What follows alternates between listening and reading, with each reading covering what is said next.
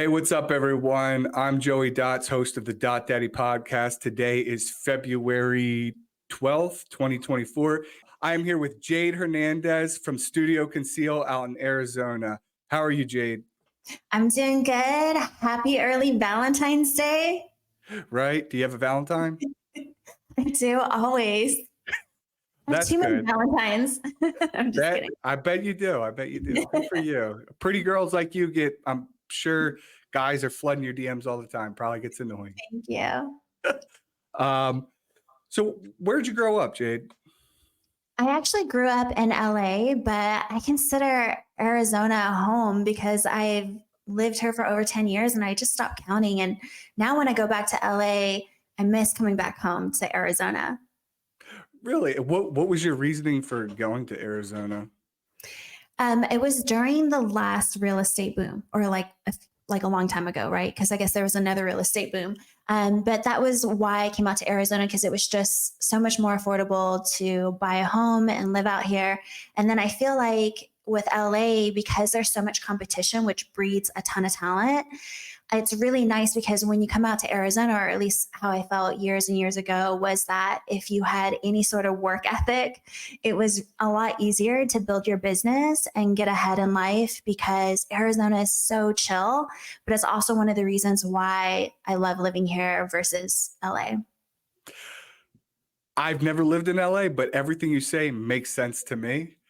Yeah. It looks, one, it's highly competitive. Two, there's a shit ton of homeless people now. I mean, whenever you go visit, and then you also have the prices, like you said. What if somebody spent? I always think about this. Say I busted my ass. I worked so hard. Now I got like this $5 million apartment or condo in Venice Beach, and now I got 15 homeless people living out front of it. I would not be happy. I know. And California has changed so much, and I wouldn't say it's for the better. So, yeah, I love living in Arizona. Good for you, and you're killing it out there. So are you married? Do you have any kids? Yes, I am married. I have two boys, a stepson who's 15, and then I have my little one who's 5 years old, and he's a ton of fun. Does he ever come to work with you? Do you show him what you do? Oh, yeah, he does. He wants to be a tattoo artist. He wants me to tattoo him all the time. So we actually draw things like with markers on his body, washable, of course. But yeah, no, he loves coming into work, probably still doesn't truly understand what I do, but definitely knows there's a ton of candy and snacks. And then little kid I just realized he'll eat all the chocolate, but then he'll put the wrappers back in the candy jar. And so then clients will grab a, chocolate or whatever, and then they're just like picking up all these wrappers. So that's something that I just noticed he's been doing last week, actually. So he's a lot of fun, and I'm excited for him to finally realize when he gets old enough how cool his mom is, because right now he has no idea. He's definitely going to be in for an awakening. And that's so funny you say about the candy, because I have candy here. My son knows, because I'll cut his hair here. He knows. I say, you want to go to Delaware S&P? He's like, lollipop. Yes. He'll forget everything else. He'll forget to put his clothes away, forget to clean up his toys, but he remembers lollipop. I love that. They're so fun. They really are. So is that 5 years old? Is that kindergarten, or is that next year? Yeah. So no, he's in kindergarten, loves school. Thank God.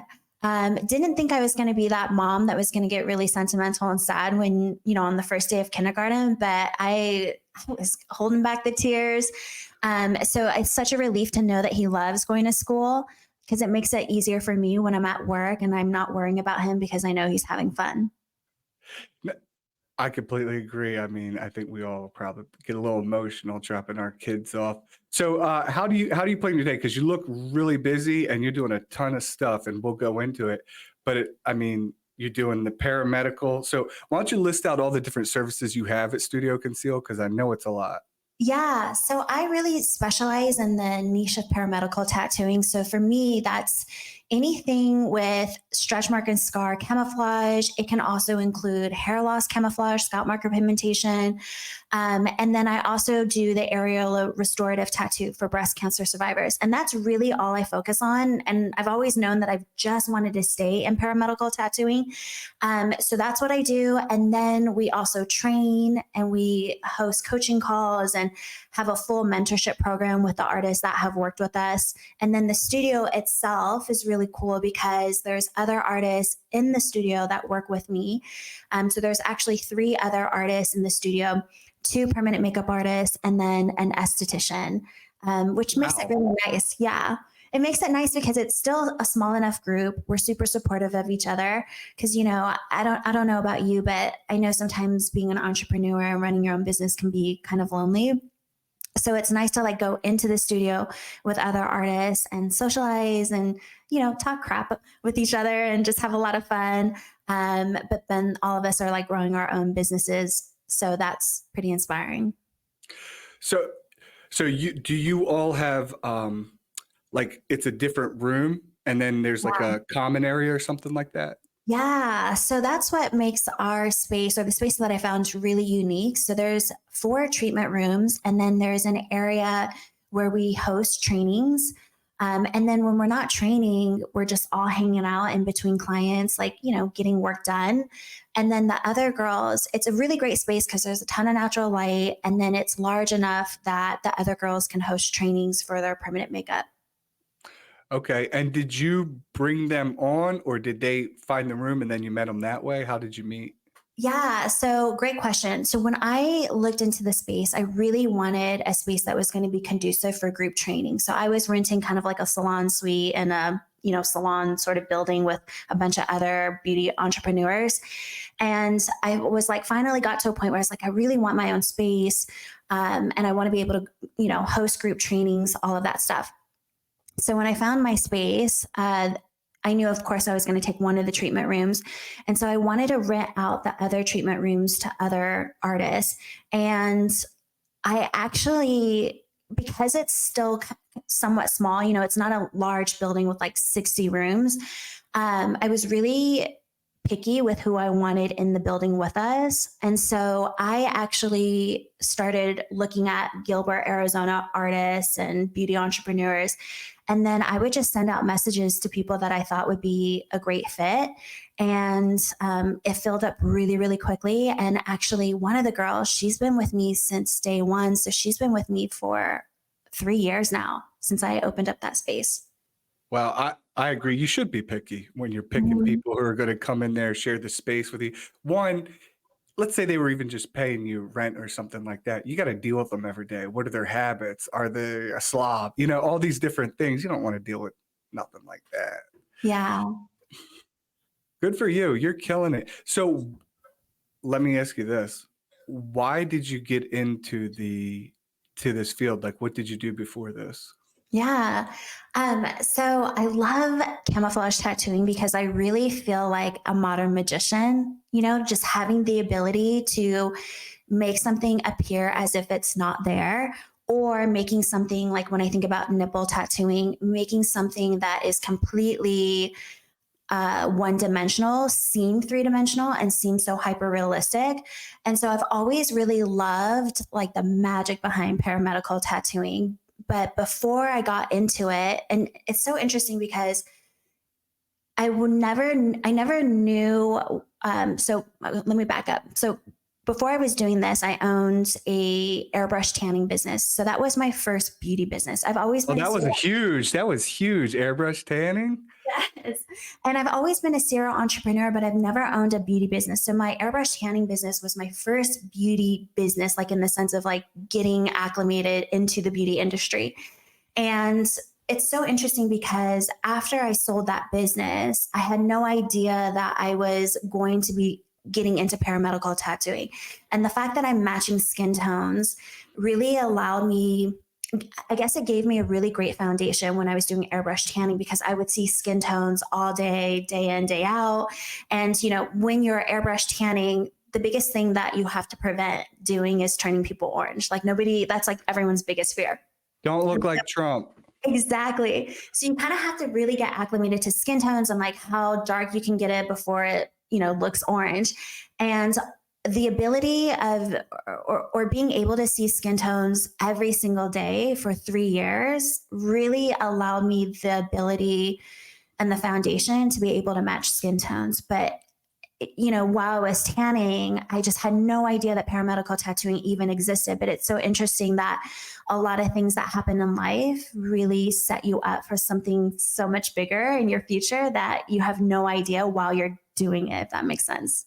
Yeah, I mean, you were basically building a foundation because now you see, you see different shades of people. You probably don't even really see ethnicity, I'd say, anymore. Because at least for me, I don't. I just see, what color ink am I going to use on the person? Yeah, absolutely. Absolutely. And then it was interesting because when I was airbrush tanning, I would see women in their most vulnerable state, right? Completely nude.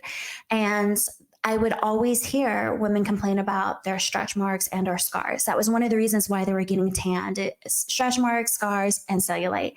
And so then when I sold that business and I just took some time off to kind of figure out, well, what else do I want to do? I realized that I really missed the beauty business because I love the social aspect. I love helping women feel beautiful, love working with women. And so then when I saw randomly, like as I was digging through the beauty industry, I was like, okay, well, what are they doing? Because the beauty industry is always evolving.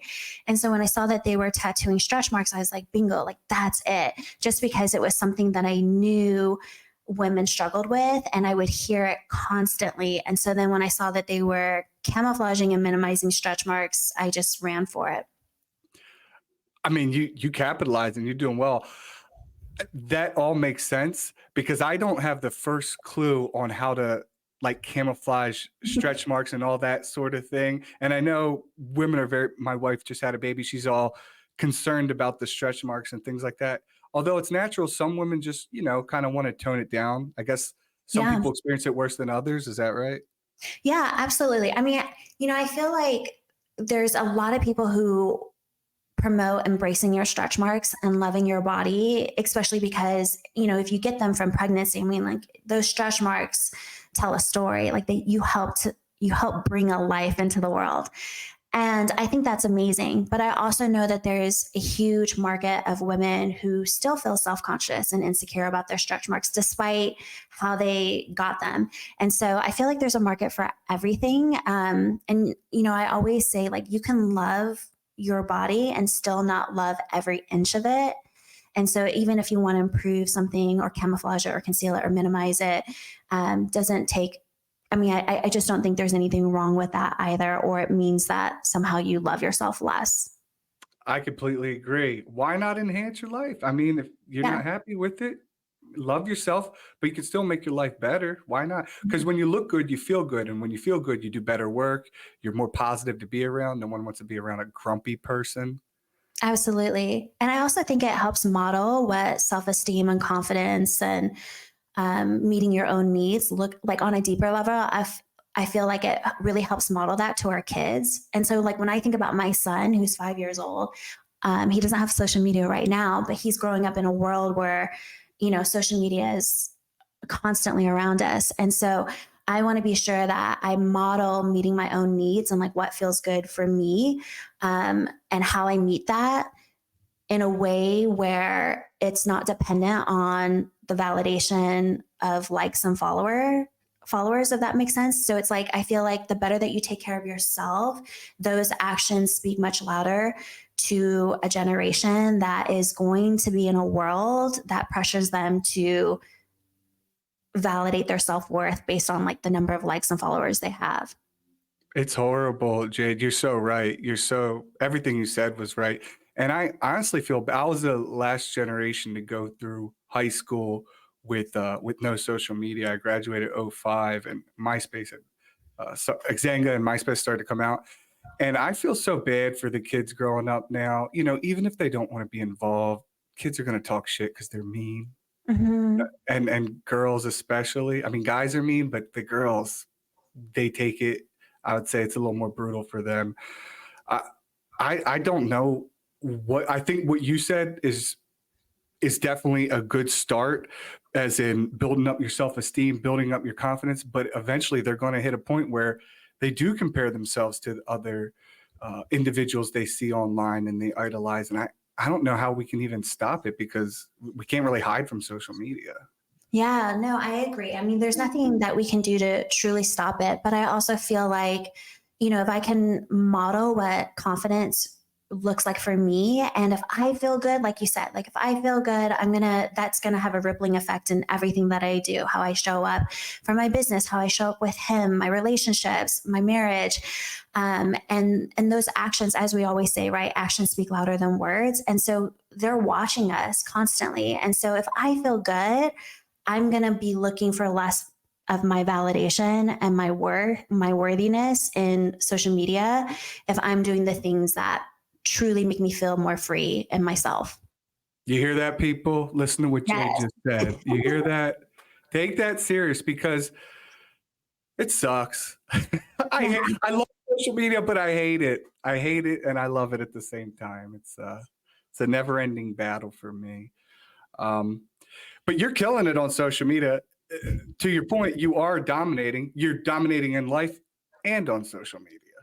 Thank you. I wouldn't say dominating, growing, always learning like everyone else, trying to keep, up with everything. But the thing about social media, it's like whether you love it or hate it, obviously, we have to have it, or it makes things a lot easier to have it. And then I just try and like shift my perspective. I'm like, how can I not hate social media? Like, how can I make it work for me in a way where I don't dread it and I don't feel obligated or resentful towards it? And that's always a process. But to be honest, like I really don't follow any of the rules. Like you got to post X amount of days at this certain time and this time frame.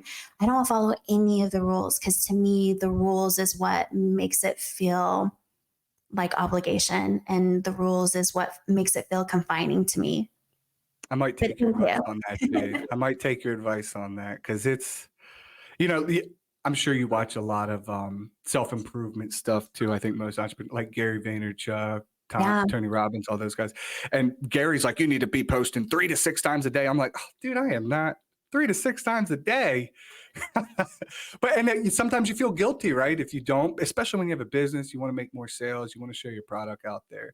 It's it can be very frustrating. Let's back up though. So I met you at the Scalp show in, was that 2022? Mm-hmm. Yeah, out in Vegas. And you got to go up there and speak. And what I noticed is, hey, this chick knows her shit and she speaks with confidence. And I watched you, because I watch presenters. I'm a bit of a speech expert, I'll say. I did this thing called Toastmasters and all this other thing. And so when I watched you, I was like, oh, she's done this before. She's practiced. She's rehearsed.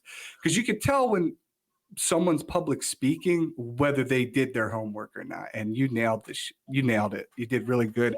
So what was your approach going into that, and how did you get invited? Oh gosh, I was so nervous. So thank you for that, because I did practice, but like I also didn't want to over practice, because just working out your nerves. So how I got invited to speak at the Scalp show was because I actually trained in scalp micropigmentation years ago with Matt, Scalp Micro USA. And so when they were coming up with the show and kind of like the headliners and all that stuff, they had just asked me if I would come and speak. And I wanted to really be sure that like I don't know, like I really just serve our community.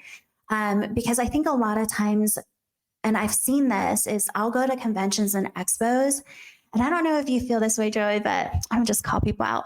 Like, I feel like sometimes you go to these conventions and expos, and the speaker, I mean, I like to say that my intention is there to learn, grow my business, grow as an entrepreneur, grow as a person. And sometimes I feel like speakers really don't what do you call it? Like, I feel like sometimes speakers don't really provide the value there. Like sometimes it feels like you're looking at someone's reel, their Instagram highlight reel, and it's really ego based. And so when Matt and I were kind of going back and forth, I already know that a lot of artists struggle with sales. And it's one of those same thing, love and hate relationships, right? Like, regardless if you love selling or hate selling, you need it to literally sustain your business. And so that was like the first thing that I approached Matt with was like, hey, like I'd love to talk about sales and talk about like how to, you know, how to deal with objections and how to just sell high ticket services because it's a whole new ball game. And I had to learn that for myself. When I was airbrush tanning, our airbrush tans were $45. And then when you get into the paramedical space, you know, you're easily quoting people hundreds, if not thousands of dollars. And so I had to learn how to sell. And it didn't matter how I felt about selling, because if I was going to make this business work, I better freaking get out of my own way and learn how to be a better salesperson. And so thank you for saying that, because I had like people reaching out to me like when I was in the restroom and throughout the event, just saying like they got so much out of that presentation, because it is one of those things that I would say a lot of people are kind of afraid of doing and or don't feel very confident in doing. So it's one of those subjects that I feel really excited about talking, because I mean, again, if I can help you increase your closing rate and get you more sales, you're going to obviously be able to provide so much more for your business and your clients and your family. Oh yeah. I mean, you look like a pro up there. To me, it looked like you've done it 100 times. Thanks. And I really do. And that's what stood out to me. And you're right. I agree. There's definitely, you want to add value. The whole point of going up there is to add value, not to showboat, I would say. And, you know, if you want to go to like a rock concert or something like that, it's a little different. This Yeah. was more informative. People are paying a lot of money to learn about what experiences you have, and then you need to convey them to everyone so they can understand. I want to back up to, so you did do the SMP training, but you're saying you pretty much primarily do more camouflaging. Yeah. So I feel like SMP is a form of camouflaging as well, right? Because you're camouflaging thinning areas, you're giving the illusion of hair, just like I'm giving the illusion that a breast cancer survivor has her nipples, even though she doesn't. It's still the same form or art of camouflage. Even though I'm trained in SMP, I would say, and I take SMP clients, but I would say it's probably only like maybe 10% of my business, just because overwhelmingly 90% of my business is scar stretch mark camouflage. I love SMP though, because for me as an artist, you get that instantaneous gratification, right? Because you get the instantaneous results. Whereas when you're working with compromised scar tissue, like stretch marks and scars, it will look worse for a while before it looks better. And it can take them months to heal for you to really truly see the results that you gave them. But with SMP, even though it's not technically healed, they're still walking away with a head full of hair, right? Or some more coverage. And that to me is a really nice break when I do get an SMP client, because I'm like, oh, this is so nice, because everything else in my business takes much longer for you to see those results. Well, so because I don't know much about the areola nipple camouflaging, I'm sure they do great online. I see that. You know, you're allowed to post. You're allowed to post that for whatever reason, and it should be because it's a Kind of, tattoo. kind of. I usually do get it taken off, and then all I have to do is, what do you call it? Like submit a request or rebuke it or An whatever. appeal. Appeal it, yes, appeal it. And so once I appeal it, I usually get it back on. But yeah, like, oh gosh, like my Facebook company business page has been suspended. Oh, like I get revoked access to all the cool things all the time. So I'm probably blacklisted. Um, but once you appeal it and you let them know, like, look, this is a tattoo, I usually can get it reposted. It should be a compliment. That means your nipple looks so real. They think it's real. It's not a Right. tattoo that they're flagging it. Yeah. So what, I don't know that much about this process, and you said a few things that I want to touch on. You're taking women who are very, very vulnerable. They just had breast cancer, and so they're practically naked, the top half of them. I mean, is it uncomfortable when you're going through the process? So it's really interesting because it's like the way that I think about it is you really don't know what you have until you've lost it. And so a lot of women who have gone through breast cancer, at least from my perspective, what I've noticed is that after they've overcome that, they're always constantly reminded of cancer. So even once you survive cancer, it's never a matter of like, yes, I survived this, I'm a warrior. It's more so there's always that underlying fear of, will I get it back again? And I also think the breast, I mean, it represents so much of our femininity and our sexuality. And when you get to the point where you'd like to get an areola tattoo, because there are a lot of women who don't want to touch their breasts and don't want to look at it, especially given that they've had to go through so much with them. And so I feel like when you get to a point, if you ever get to a point where you want to get your areolas tattooed, a lot of what I hear in the treatment room is, I just want to feel normal again. I just want to, that's the biggest thing is I just want to feel normal again. Because a lot of times when they get out of the shower or look at themselves in the mirror, they may see just the scars, or they may see the, I don't know, deformed breasts, right? Because a lot of them, and this is something that a lot of people don't talk about in the cancer community, but oftentimes when they've had reconstruction, they've had multiple reconstructive surgeries, they've had infections, they've had necrosis. It's on average, I will hear a woman who has had 6 or 8 surgical procedures done by the time she gets to me. And these are surgeons that are working on this, working on cancer, right? And so it just goes to show like how compromised that skin is and what that journey looks like for that person. So by the time that they're in my treatment room, they just want to look, or they just want to feel normal again. And it's that simplicity of, when I look in the mirror, I just want to see nipples. I just want to see what should be there already and what's like deemed normal for me to feel whole again. So that way I'm not reminded of cancer constantly when I look in the mirror. And that's been the interesting thing, because I had this one client, she was probably in her late 60s, finally deciding to get a nipple tattoo. And the reason why she had held it off so long is because she really didn't think it was such a big deal until we tattooed her. And she's like, it's the weirdest thing, but my mind all of a sudden calms down. And she was the one that kind of explained, once you have cancer, you never think like, oh, I beat it. You always have this underlying fear of like, will it come back again?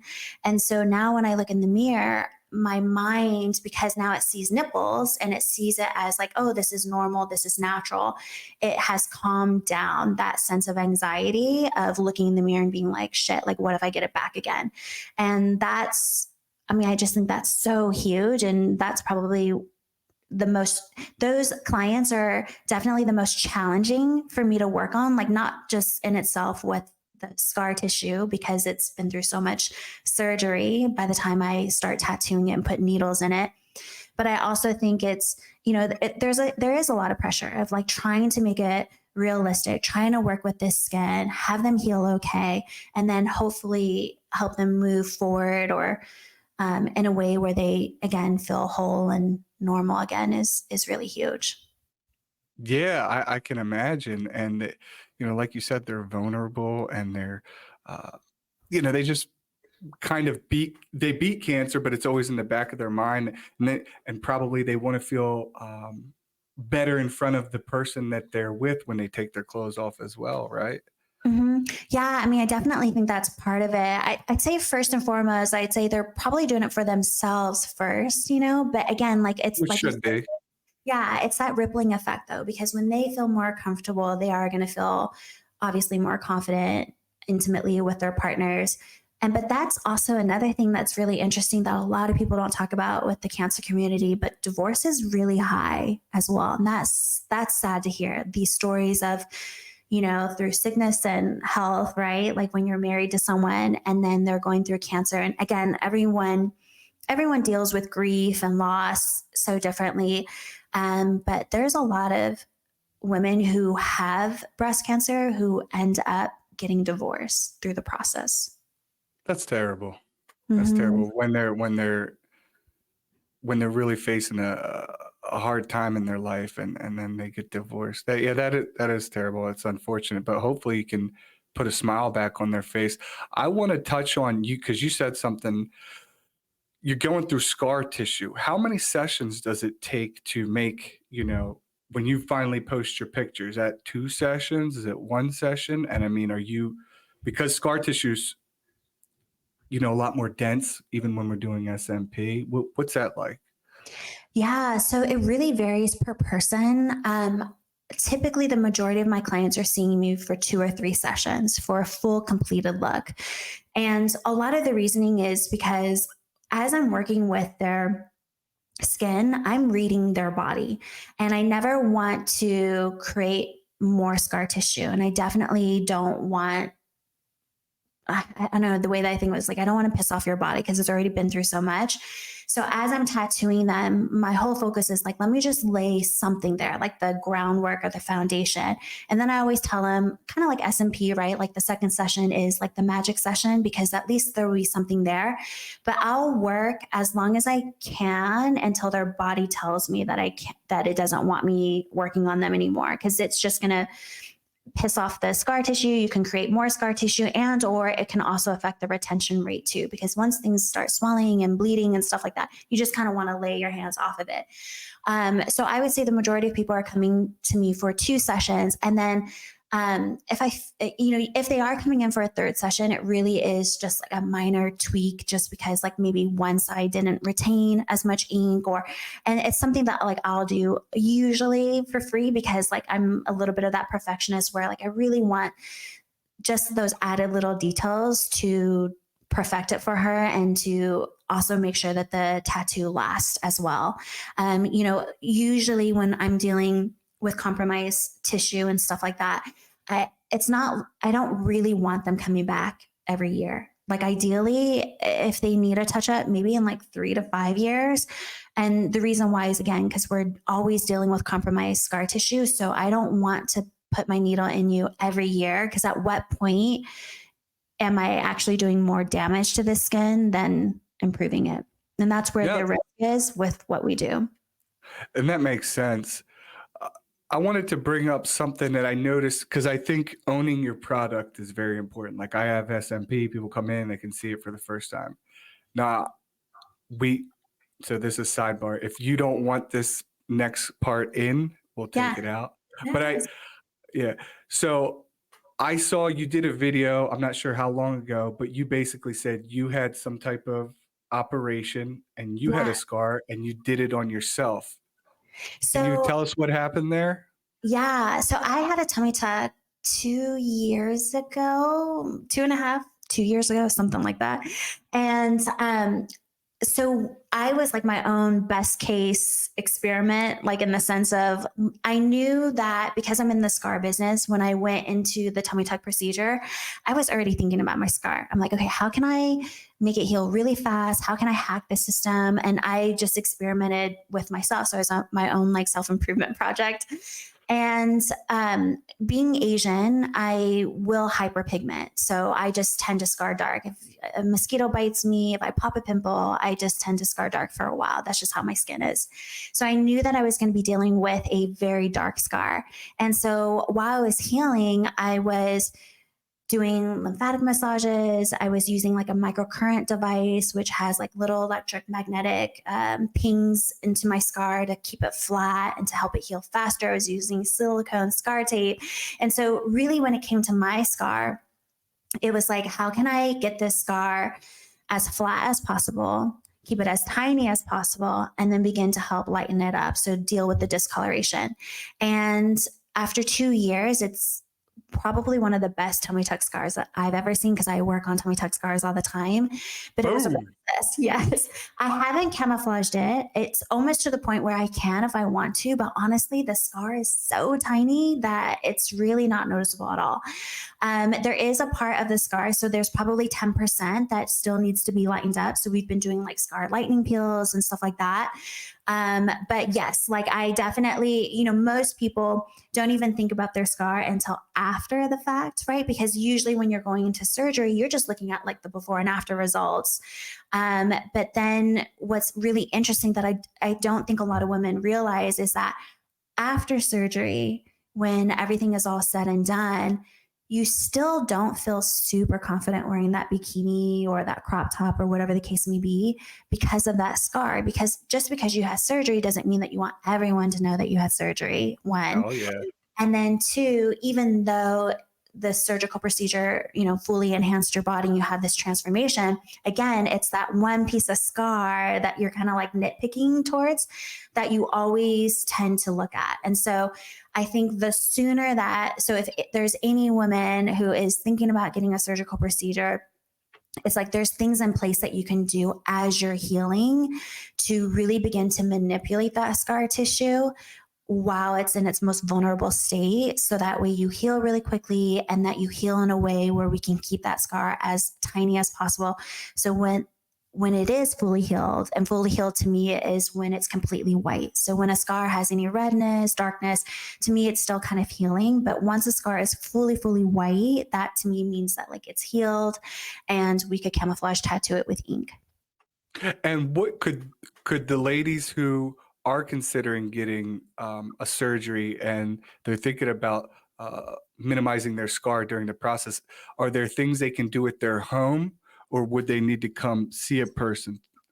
No, there's lots of things they can do at home. I mean, I'm a huge fan of lymphatic massages when you get like a huge surgical procedure done, because most likely there's a ton of swelling, and to really be able to detox your body and get that swelling down is huge. And then there's so many different modalities that you can use for scarring, which I think makes it really interesting, because then it allows you to have fun and a lot more freedom with what is going to work best for you. But I think there's not like one tried and true method of if you do this, 100% guarantee your scar is going to be great. I do think it takes a variety of modalities, but yes, there's lymphatic massages that they can do. They can buy silicone scar tapes. I personally really like the Silagen brands, which is a little bit pricier, but it's reusable and it's really thick. But those scar tapes, those silicone scar tapes are huge in getting that scar to heal. But more importantly, not only heal faster, but more importantly, keeping it flat. Because usually by the time you come to me, it's usually someone who hasn't even thought about their scar until they realize, oh, the reason why I don't feel comfortable is because of my scar. And so there's always two things that I'm addressing is one, discoloration. And then the second thing is texture. But if you can kind of manipulate your scar early on and help heal it faster, you can really address both before you even see me. And so the silicone scar tape really helps with the texture. It can also help with the discoloration. But then when it gets to a point, and again, I'm not a surgeon, so every surgery is different, but it will get to a point where you can then begin to use certain serums and products to help with the lightening aspect of it, especially if your scar is super red, purple, and or dark. These are all great tips. And can you talk about how that tape you were talking about, the scar tape, what do they do with the scar tape? Yeah. So the scar tape, I mean, if you can leave it on for like 24 hours, again, like your surgeon will let you know when you're Is it just a piece of tape that they're like putting across? Yes, they're scarred, but it's like a silicone tape. So it actually has silicone inside the web of it's almost like a Band-Aid in a way, but it has usually like a thick layer of silicone. Hopefully it's thick, because I like the thicker ones. There's some thinner ones.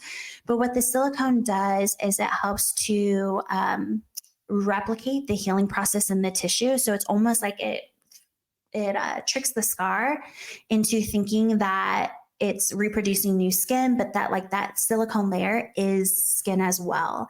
And so I feel like the silicone helps to not only heal the scar faster, because it keeps everything concealed and kind of like hydrated and in its like little cocoon as it's healing.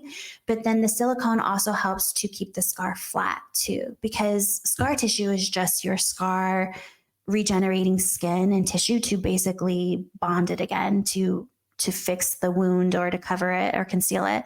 And so the silicone tape can help manipulate that scar tissue in a way that it doesn't do it bumpy or it doesn't overproduce, which then causes that bumpiness. Oh, this is great stuff. This is really good stuff. When you're doing the stretch marks, now do you typically do like someone's hip? I see a lot of the hips, or is it the stomach? Yeah, stretch marks are everywhere, everywhere. I got Arm, them on my shoulder when yeah, I went through my growth spurt and I started working out. I got them like all right here, and so I've noticed them. But I'm just curious. So how do you approach that? Do you just try to match the skin tone for the rest of the arm? Or yeah, exactly. There's a couple of things that we do for stretch marks. I mean, we can essentially camouflage stretch marks without ever having to use ink. And so a lot of people will call that the inkless method or stretch mark rejuvenation. There's so many different ways, marketing terms of how they describe it. But essentially what it does is we're still tattooing the stretch marks. Now, some people use a serum to help rebuild that collagen as fast as possible. But technically that stretch mark, once it's wounded, right? Because we tattoo it, so we open it up. And then when that new skin heals over the stretch mark, that new skin is healthy skin. And that can essentially camouflage those stretch marks because skin has melanin in it. And usually stretch marks are white. And so when that new skin heals over that stretch mark, it can like add a filter over that stretch mark, giving it a pop of color to really conceal it. I've also seen wider stretch marks get much thinner because of that new skin and just tightening up everything. Or we also do stretch mark camouflage with ink, which is where we custom blend a color that matches someone's skin tone and then tattoo that ink color inside that white stretch mark to blend it all in. So everyone's body is so unique, and it really depends on, each person has a unique method and strategy in place based on what their stretch marks look like. But that is the one thing that makes what I do so interesting is I really do work all over the body because stretch marks are found everywhere, like breast, stomach, butt, thighs, behind the knees, shoulders. And so like when I think of my permanent makeup artists in the studio, they love what they do, but they only work on the face, or like you, right? Like you only work on the scalp day in and day out. Whereas in a week, I will literally have worked all over the body depending on what we've done. So that keeps it interesting for me. yeah, for sure. That has to be, and it changes it up. Do you ever run into a case where someone has, I'll say, a ridiculous request that you're like, I don't think we could do that, or that's unrealistic? Do you try to set the right expectations? Oh my God, I feel like that's like 90% of our job, right? Is to manage people's expectations.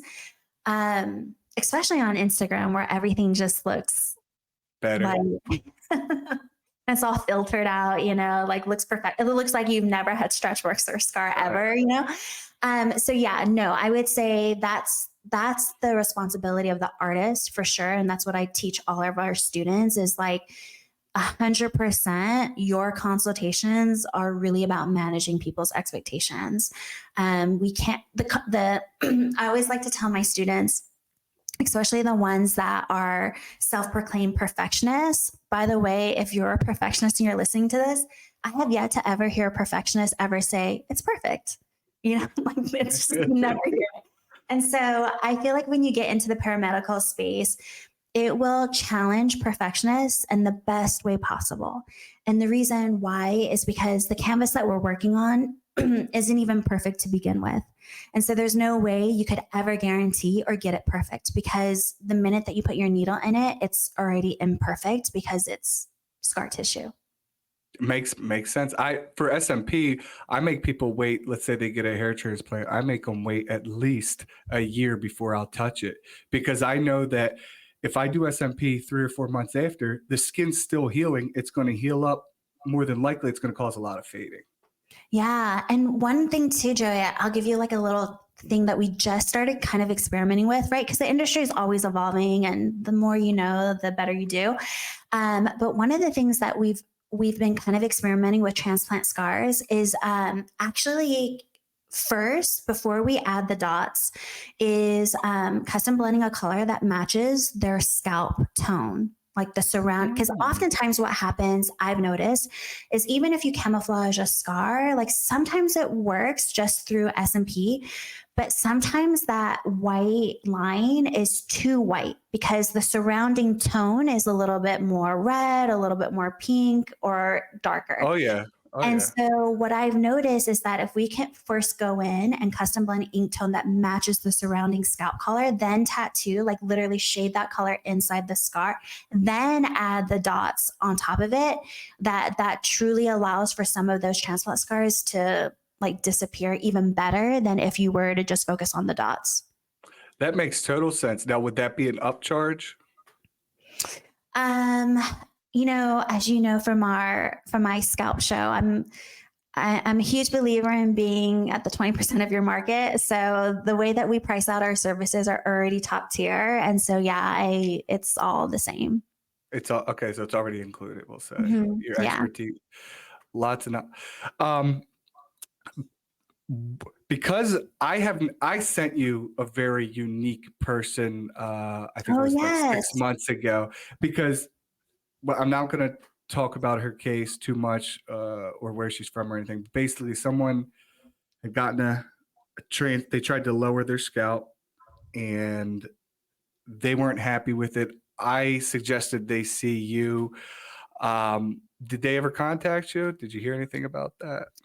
I'm trying to remember. So I remember what it was, the forehead reduction. Yes, yes, a Which is like forehead growing reduction. too. A lot of Yeah. women are opting for that. So for those of you who don't know what a forehead reduction is, like literally it's a surgical procedure where they kind of like open up your scalp, but then like they pull your hairline down to minimize your forehead reduction.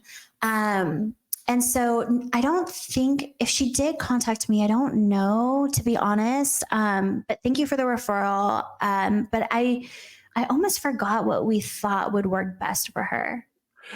Yeah, yeah. The Was it reason the skin tone, like add skin tone, or I no?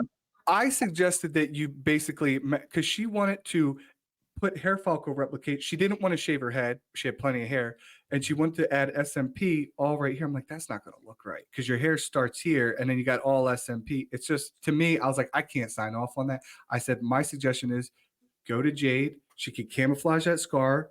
It won't look Yes. as bad, and maybe add a little bit of SMP where the thinning area is. I thought that would look the best. And the reason I did that is because I don't even know of anyone doing what you're doing here on the East Coast. I'm in Delaware. I'm about 40 minutes from Philadelphia. I don't know anyone who's doing it. Maybe there are people doing it. Have Maybe you, there I mean, are. do you follow people over here that are doing Well, camouflage? yes. I mean, like I know that there's camouflage artists everywhere, right? Because 90% of our students actually travel in to train with us in Arizona. So I know for sure there are some in the East Coast. But at the same time, if you're not really marketing, you're not making it easy for people to find you. And I think Yeah. that's what happens a lot is people will call me and be like, no one in my state does it. And I'm thinking in my head, like, there's got to be someone in your state that does it, if not like a handful of people. But I mean, sure, like if you're not making it easy for people to find you, that's the problem that you come across. But as for Philadelphia, I do believe, yes, there is someone I know who does camouflage tattooing in Philadelphia, but there's definitely quite a handful of people that I know in the East Coast. Okay. But you hear that, ladies. I don't know if too many are doing it. Maybe there's a few. There's a big opportunity if you want to go get training for scar camouflage, concealment, all the stuff Jayd's talked about. I would go see her. She's obviously has a shit ton of knowledge, a lot of experience. I would want to go to the best. I would go to her. Highly recommend it. Yeah. Highly recommend it. I wanted to talk about a few more things. You still got time? Yeah. Okay. How did you approach your marketing? Because you do really well. Your videos are all clean. You even do some nice modeling shoots and everything. I think that helps promote you and your brand. It builds trust with the potential customer. How did you figure all this stuff out? So before I got into paramedical tattooing, before I did airbrush tanning, I've always I've always had a passion for marketing. Is actually what I used to do. I used to literally build websites for real estate agents and gyms and really help them market and brand themselves. Did So you I've go to always, school for that, or you just figured that out? I did go to school for it, but I never actually graduated. So I did Okay. school and then I started working right away. And then I was like, "Ugh, I'm going to be an entrepreneur. Like there's nothing they can really teach me in school, for me to justify completing it. And so I just started like working right away. And so I've had a little bit of that background, but I will say though, I mean, the market constantly changes. So even what worked back then may not work to the extent that it would today. But when I first started my business, I did a ton of video. And the reason why I did a ton of video and spoke on video is because I knew, or I still know, that most people hate the way that they sound and they hate the way that they look on video. And so I knew that, not to say that I love the way that I sounded or looked, but I knew that because I'm competitive, that if I ended up doing more video, that I was always going to be 10 steps ahead of my competitors. And so when I got into the camouflage tattooing space, that was before they were even calling it paramedical tattooing. So when I got into the camouflage tattooing space, of course, I did some research on my competitors. And I was like, no one's doing video. No one's showing the immediately after results. Everyone's just showing before and after, but they're not showing like the ugly phase that it goes through, the scary phase, where everything looks worse for a while. And so I also knew that a lot of people didn't know what it was. I mean, I think it's definitely growing, but if you ask 10 people out in public, like what paramedical tattooing is or camouflage tattooing, like 9 out of 10 times people are still going to be like, I had no idea that was an option. Never heard of that. It makes sense. And so there's a lot of that educational gap that needed to be filled. And so I just chose to do it through video. And I really forced myself to do a ton of video, explain post-care, explain what it was, explain what it wasn't. And I believe because I literally put my face out there and I was talking on film, that people could establish that trust and likability factor much faster with me than my competitors that were doing it. And when I first started camouflage tattooing, like 90% of my clients were flying in from out of state. There just wasn't a lot of people really putting themselves out there. And so that really helped me. And now when I look at the market, I think everyone knows that video is the game, right? Like now, like there's Reels and TikTok and all that stuff. So everyone knows that they need to do video. But I will say, and this is my little tip, is regardless of you doing video, because that is like a given, I think that the more you can speak on video and talk on film, the better. And the reason why is because a lot of times what we do is we have to do consultations. This is a high-end service. This is a high-ticket service. So it's really rare that someone's just going to like book online a $2,000 service without at least talking to you and kind of understanding what this whole process looks like. And so the more that you can show up on film as you are, and you have these mannerisms, right? And you have like this resonance in your voice. I mean, you probably know this from your speech stuff that you've done. And so the easier and faster I can establish that trust and that sale way before you even get on the phone with me. And so then when you're in the studio in person and or on Zoom talking to me and we're doing this consult, everything's congruent. And that helps support that trust because it's like, oh, I feel like I already know you. Oh, I watched a ton of videos on YouTube.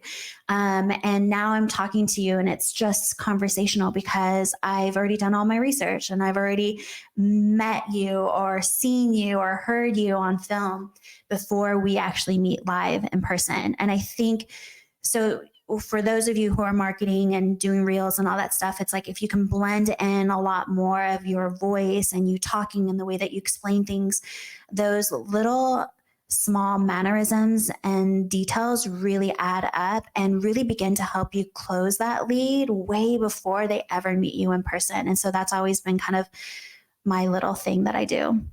Write that down, people. She's just dropped some knowledge on you. Seriously, that is really good stuff. And it sucks watching yourself on camera, listening to your own voice. I embarrass myself several times a week on camera. I mean, you guys see the dumbass shit I post with you just got to get past that because most people don't care. You are your own worst critic.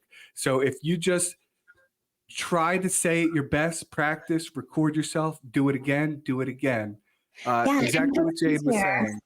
Yeah. And it does get easier. It's not something like you got to do this for a year and start seeing improvement. No, it gets easier. And then you also have a little bit of that I don't give a fuck attitude too, in the sense of like, fuck it, I don't care. You do Yeah. need a little bit of that. And then I also think when it comes to the marketplace, look, there's going to be more and more artists getting into your industry. There's going to be more and more S&P artists getting into the field. There's going to be more PMU artists, camouflage tattoo artists. And so what's going to help differentiate you versus someone else is your buyer or your future client. They already have so much information out there. I mean, if you Google how to minimize stretch marks or how to remove stretch marks, you're going to get 1 million+ articles out there and YouTube videos of people giving you all the tips and tricks and, solutions out there. But what's going to differentiate you versus all the information out there is context. So I always tell our students, like, look, people don't need more content. They need context. There's so much content out there. Like, if anything, I'm like, oh, I'm done with all that content. Like, there's too much information and knowledge. But what they need to know instead is, are you the right person for me? And that is it's what establishes that relationship, because me and you, Joey, we both do S&P, but the person that's going to choose me over you is the person that feels that I'm the right person for them. It has nothing to do with our experience. It has nothing to do with the results that we can provide, because we can pretty much provide the same results. But it's more about like, do I feel that you're the right person for me? And the fastest way you can provide and exude that resonance of certainty is by really showing up for yourself and like really putting yourself out there. And I think video is the easiest way to translate that. Yeah, and if I'm a dude, I'm picking Jayd over me because I want a pretty girl to do my SMP. So funny. But no, I love all your content. Like I love that you bring your humor in. I love like when you share about your family and your wife and your home, and because it makes you, to me, it's like it brings that human aspect of like, oh, this is a person that I would love to spend a couple hours with. This is a person that I trust. And it has nothing to do with like how much you know or how long you've been in the industry. And I think that's what people are gearing towards. And that's what they're looking for, is that connection, because there's just so much information out there. But they're really looking for that connection. It's like, are you the person for me? You're so right. Thank you for saying that. Because I've had people come in and be like, I feel like I kind of already know you. They may have listened to podcasts, they watched all my videos, they've Yeah. done their homework before because like you said, it's an expensive procedure. So most people they're going to do their homework for a little bit before they just say, yes, I'm going to give you a couple $1,000s. Yeah. And it's that sincerity too, right? Like making someone feel comfortable. And so I'm assuming like people who come to you, like they know they're going to have a good time, and you're casual and you're fun. And so Yeah. I think you probably attract a lot of people who vibe with that. Yeah, and I know some artists who so they'll have a person come in, they'll put headphones on, the other person will put headphones on. They like barely talk. I'm sitting there, I hear people's life stories, crazy shit, just like I'm sure you do as well. And I actually find it interesting. I learn from a lot of the people that I work on, and I'm sure you've met great connections. You meet people who got a lot of money, people who have just barely able to afford it, but you can learn from each one of them. Oh yeah, definitely. Jayd, so how can people find you? What are your social medias? Yeah, well, everyone can find me through Studio Conceal, and or just through my name, Jayd Hernandez.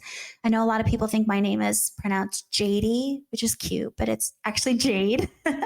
And then, but for the most part, Studio Conceal. So studioconceal.com. Instagram is probably where I spend most of my time. But then you can also find us on YouTube and TikTok and Facebook. And your trainings, how often do you do the trainings? And do you want to give a rough estimate of how much it is, or is it different for each person or class? Yeah. So our trainings are hosted once every other month. Our signature program is our 5-day in-person full year mentorship, but you spend 5 days with us, and that's really the start of your mentorship. And then you're enrolled in a year mentorship with us where we do coaching calls once a month. Sometimes we bring in guest speakers. Like we just had an attorney come in and talk about like contract law and how to set yourself up in the best way possible in the case, knock on wood, that you were to get sued or something like that. So I really focus on like helping you build your business. Because one thing that I noticed at being an educator was there's one thing, obviously, to teach the skills on how to tattoo and to do it well.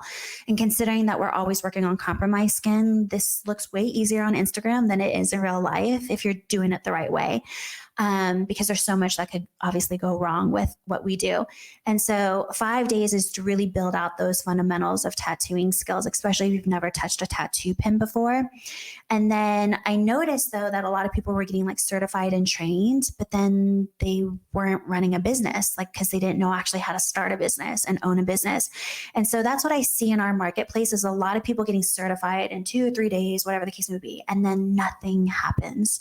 And so I ended up building out the signature program because I wanted to help fill that gap, because I realized not everyone knows how to start a business. Not everyone knows how to do marketing. Not everyone knows how to sell. And so that's why we built out the year-long mentorship.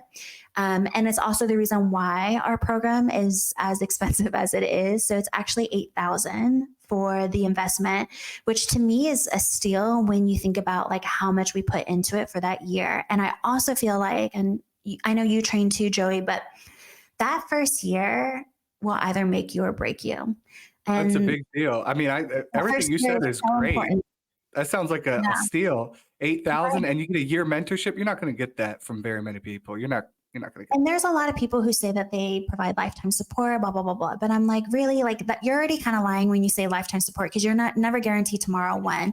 And two, this is like lifetime support on steroids in the sense of, yes, of course you have my cell phone. Yes, you can reach out anytime, but like we actually have a strategy in place. And so when you're doing these monthly coaching calls, it's very intentional and it's very strategic to get you to the next level, to share with you case studies that we're doing. So that way we're continuing your education, because maybe you didn't have a burn scar during your training, but I'm going to teach you my current burn scar and how I was able to camouflage that scar. So not only do we like continue your education to make you feel more confident and competent as an artist, but then we're also making sure that we're really helping you build a business. So that way you have a successful business in camouflage tattooing. So that first year, I believe, and I just started creating content for this on YouTube and stuff, is because I feel like that first year will either make you or break you. It is the most pivotal year of your career, because in tattooing, like even with S&P, the permanency factor of that, it's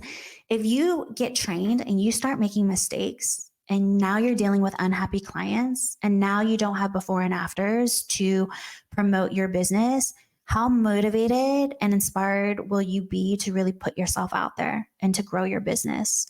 And so that's why I say, like, if you skip out on that training that first year and you don't have this right support, you're already on the track for fast failure than fast success. Because again, like you start making those mistakes that first year, I guarantee you're not going to be that motivated or feel that integral to really put yourself out there. You're going to feel ashamed. You're going to feel embarrassed. You're probably going to have to invest in more education if you're willing to do that, depending on like how much you're willing to spend and all that stuff.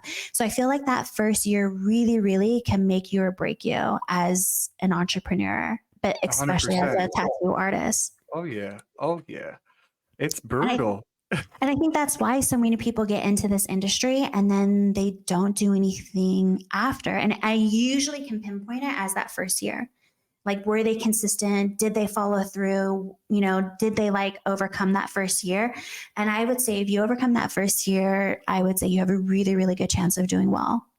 And I think if you're going to go into something like this, paramedical tattoo, SMP, you got to be serious. You got to be serious. Do your homework. Don't think, hey, I'm going to go take this class and then I'm going to be making nipples and dotting heads and making money. It's not that easy. It's really not. That's why do you think people pay such an expensive price to get this done and get it done properly? Take this serious and go hard. Yeah. Yeah, absolutely. And I think that's with any industry, right? It's like anytime people are trying to skip corners and make money really fast, like the quickest way possible, I always think ends up being the longest road taken. Because again, I mean, if you're not trained properly, you're not going to have a ton of referrals. You're not going to have happy clients. You're not going to have good before and after photos. Those before and after photos, building up your portfolio, that's huge, especially in a competitive market with other artists who have been in the industry longer than you, who have way more before and afters than you. And so you got to be sure that, like you said, if you're going to get into this, treat it as a business, but as an investment in yourself and like, what are you worth? Oh yeah. Oh yeah. This is all a ton of great stuff, Jayd. Thank you for coming on. I'm going to end this. Is there anything else you want to say? No, thank you so much. I was honored that you reached out, and I'm so excited to just connect with you again since Vegas. Cause I know obviously like you're so supportive on Instagram and vice versa. Like I hope you feel, we're really supportive of you too, but it's always really nice to have this like one-on-one connection time. Yeah, I agree.